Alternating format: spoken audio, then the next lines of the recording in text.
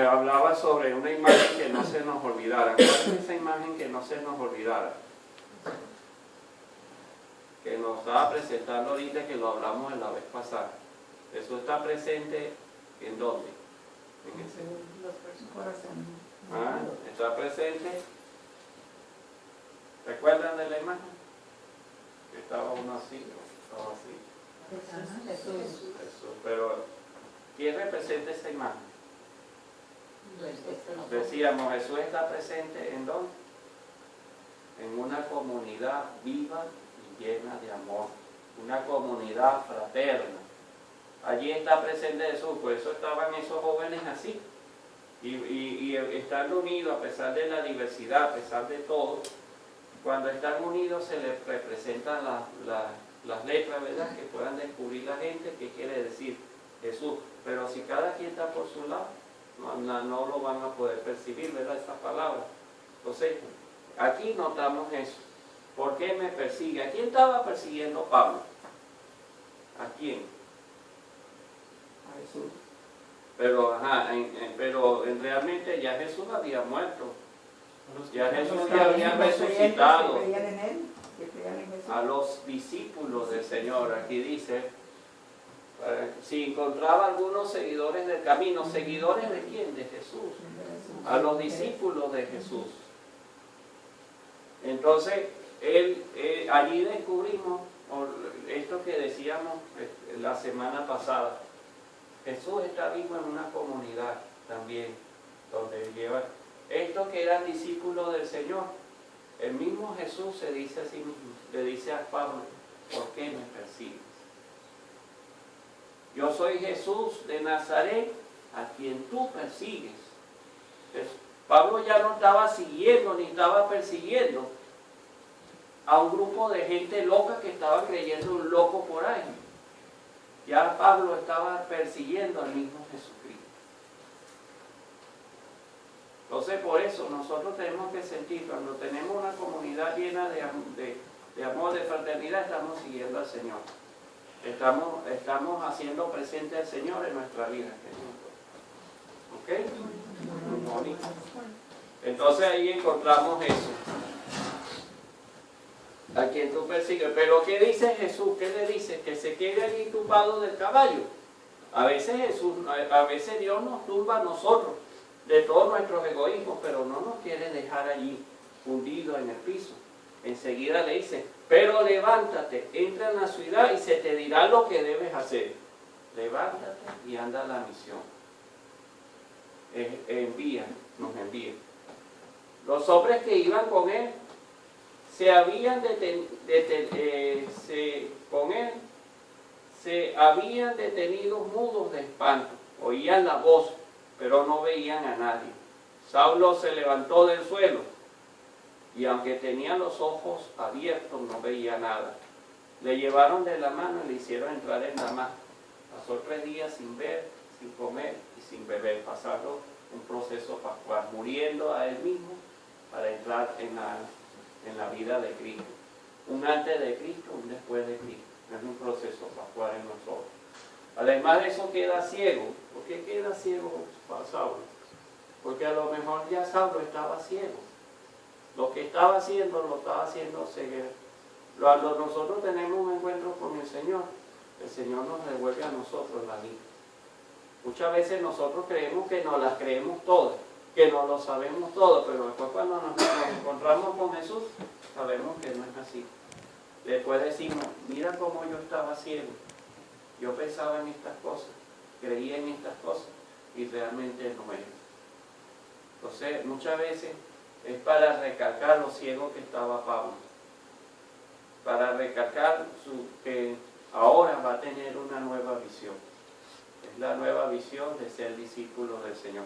Ya Pablo deja de ser un perseguidor para convertirse en un perseguido.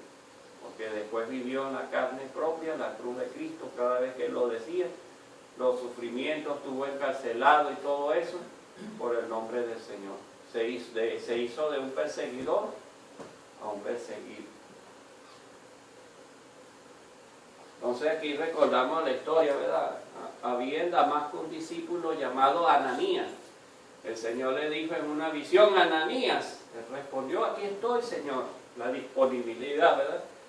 Y el Señor, levántate y vete a la calle recta y pregunta en casa de Judas. Este es como casi parecido a Damasco, ese como H, ¿verdad? Más o menos parecido. No le digo en la calle, como creo que ustedes dicen en la calle de atrás, en la calle no recuerda. Aquí parece que era igual, porque levántate y vete a la calle recta, ¿ok? Y pregunta en casa de Judas. Aquí igualito, anda para la casa de Pedro, anda para la casa. Ajá, en casa de Judas por uno de Tarso, llamado Saulo. Mira, está en oración y ha visto que un hombre llamado Ananías entraba y le ponía las manos para devolverle la vida. Respondió Ananías. Ese es Dios que le está diciendo lo que debe hacer Ananías. Respondió Ananías, Señor, he oído a muchos hablar de ese hombre y de los muchos males que ha causado a tu santo en Jerusalén, y que está aquí con poderes de los sumos sacerdotes, para apresar a todos los que invocan tu nombre. Miren cómo era Pablo. O sea, aún así él todavía, porque la conversión desconcierta de alguna otra forma. Y desconcierta a mismo Ananías, que es un hombre del Señor, un hombre de Dios. El Señor le contestó, vete pues, este es un instrumento de elección, que lleve mi nombre ante los gentiles, los reyes y los hijos de Israel. Yo le mostraré todo lo que tendrá que padecer por mi nombre. No nos ofrece a nosotros cuando nos convertimos que vamos a dejar de sufrir, que vamos a dejar de padecer. No, vamos a padecer pero por el nombre del Señor. Ananías entró en la casa, le impuso las manos y le dijo, Saulo, hermano, me ha enviado a ti el Señor Jesús, el que se te apareció en el camino por donde venía, para que recobres la vista y seas lleno del Espíritu Santo. Al instante cayeron de sus ojos como unas escamas y recobró la vista. Se levantó y fue bautizado. Tomó alimento y recobró la fuerza.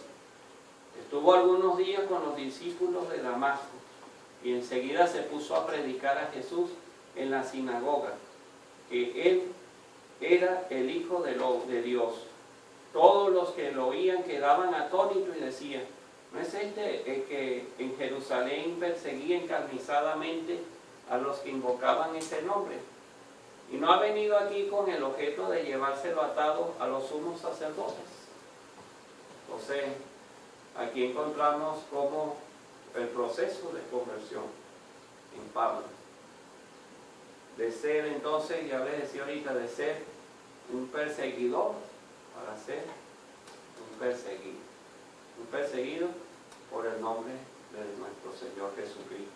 Predicó con su vida al mismo Señor Jesucristo.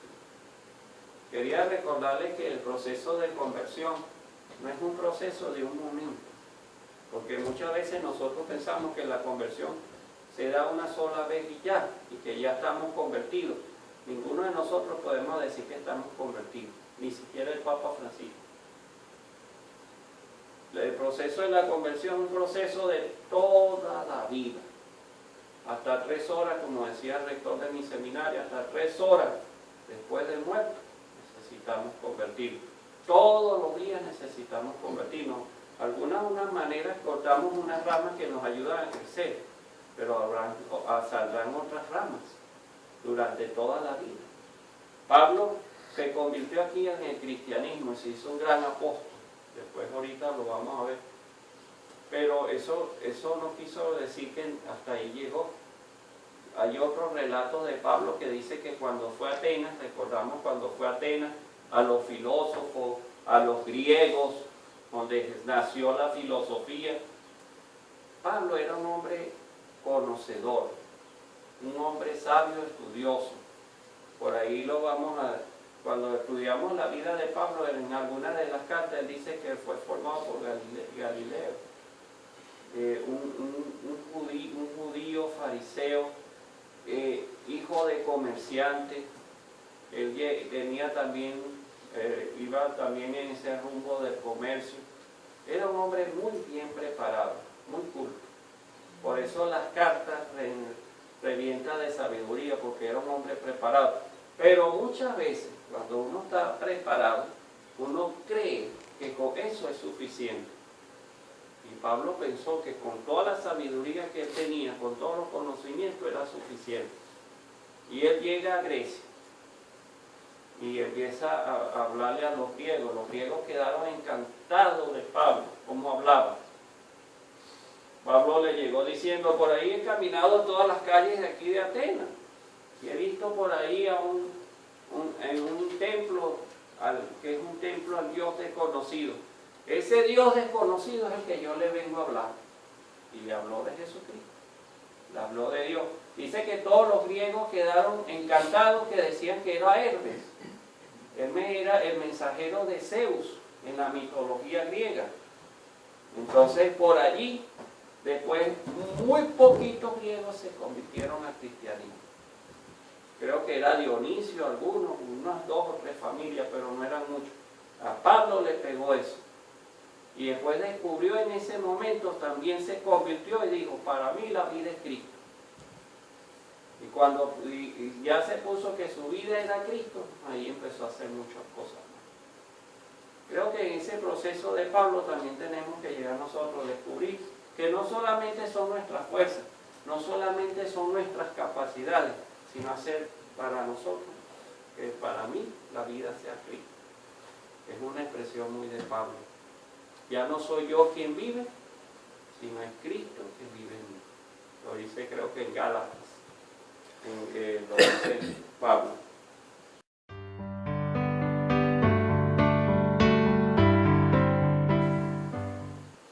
Ahí descubrimos, aquí es el pasaje de San Esteban. Se recuerda de San Esteban, ¿verdad? Protomártir, ¿verdad? De las primeras comunidades cristianas.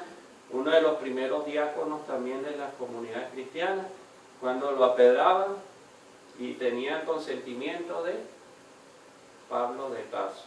Ese era Pablo. ¿Y quién llegó a ser Pablo?